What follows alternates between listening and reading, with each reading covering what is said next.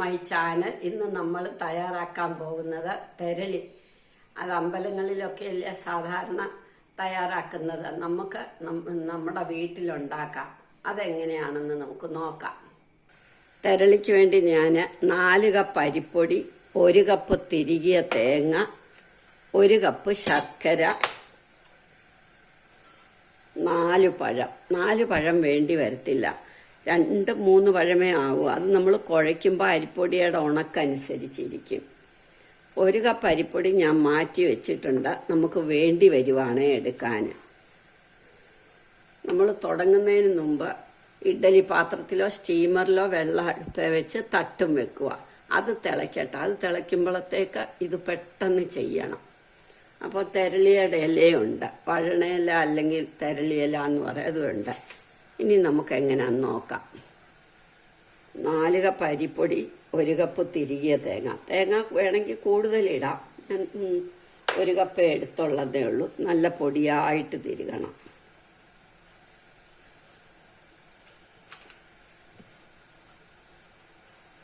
പഴം കൂടുതലിട്ടാൽ ശർക്കര കുറച്ചേ ഇടാൻ പറ്റുള്ളൂ. വെള്ളമായി പോകും. 3 പഴം. അത് കദളിപ്പഴമാണ് നമ്മൾ അമ്പലങ്ങളിലൊക്കെ ഉണ്ടാക്കുന്നത്. നമ്മൾ വീടുകളിലുണ്ടാക്കുമ്പോൾ ഞാലിപ്പൂവനോ പൂവനോ പഴം എടുക്കണം. ഞാൻ 3 പഴം എടുത്തു, 1 കപ്പ് ശർക്കര എടുത്തു.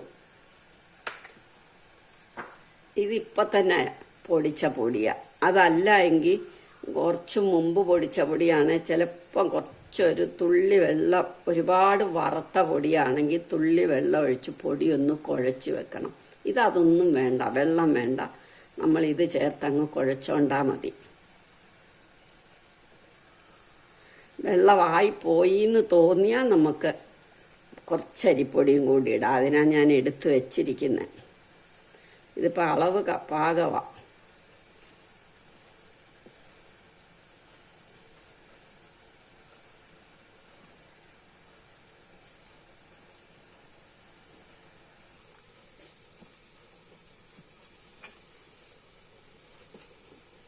ഇതിപ്പോൾ കണ്ട ഒട്ടും വെള്ളം ഇല്ലാതെ തന്നെ ഇരിക്കും തോറും വെള്ളം ആകും. 3 പഴമേ ഞാൻ ഇട്ടുള്ളൂ.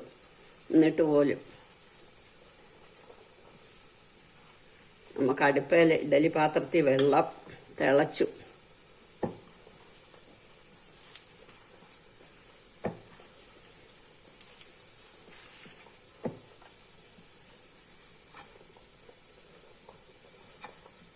ഇനി നമുക്ക് ഇല എടുത്ത് ഞാൻ കാണിക്കാം.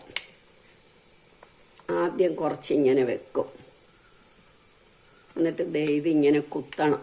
കുത്തി അകത്തേക്ക് വെക്കും. എന്നിട്ട് ഇവിടെയും കുറച്ച് വെക്കാം. എന്നിട്ട് ഇത് മടക്കണം. എന്നിട്ട് നമുക്ക് തട്ടിലേക്ക് വെക്കണം. ഇനി നമുക്കിങ്ങനെ എളുപ്പം വെക്കണം. ഒരാൾ തന്നെ അല്ലെങ്കിൽ 2 പേരും കൂടെ ആയാലും തെറ്റില്ല.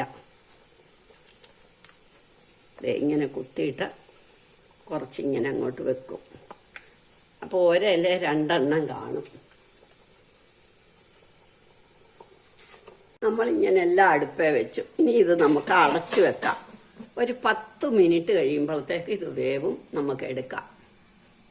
നമുക്ക് നോക്കാം തെരളി വെന്തോന്ന്. 10 മിനിറ്റായി. ഇനി ഇതെടുക്കാം. നന്നായിട്ട് വെന്തു. ഇനി ഇത് നമുക്ക് എടുക്കാം. ചൂടുള്ളതുകൊണ്ടാണ് ഞാൻ കൊടില് കൊണ്ട് എടുക്കുന്നത്, അല്ലെ കൈവെള്ളണ്ടാന്ന് വെച്ചിട്ട്. വെന്തോന്ന് നമുക്ക് നോക്കാൻ ഒരുപാടുമില്ലതേ. ഇങ്ങനെ ഇളകി വരുമെങ്കിൽ വെന്തു, അല്ല എങ്കിൽ ഇല പറ്റി പിടിക്കും. ഇങ്ങനെ നമുക്ക് ഇതെല്ലാം ഉണ്ടാക്കിയെടുത്താൽ വളരെ ടേസ്റ്റി ആയിട്ടുള്ള ഹെൽത്തി ആയിട്ടുള്ള ഒരു ഡിഷായത്. നിങ്ങളെല്ലാവരും ഇത് ട്രൈ ചെയ്ത് നോക്കണം. ഹെൽത്തി ഡിഷാണ്. നമുക്ക് അമ്പലത്തിൽ നിന്നൊക്കെ കിട്ടും, പക്ഷെ വല്ലപ്പോഴും നമ്മളുടെ വീട്ടിലും വേണം തോന്നിയാൽ നമുക്ക് ഉണ്ടാക്കണമല്ലോ. എല്ലാവരും ഇത് ട്രൈ ചെയ്ത് നോക്കണം. ഇഷ്ടമായെങ്കിൽ ലൈക്ക് ചെയ്യണം, സബ്സ്ക്രൈബ് ചെയ്യണം.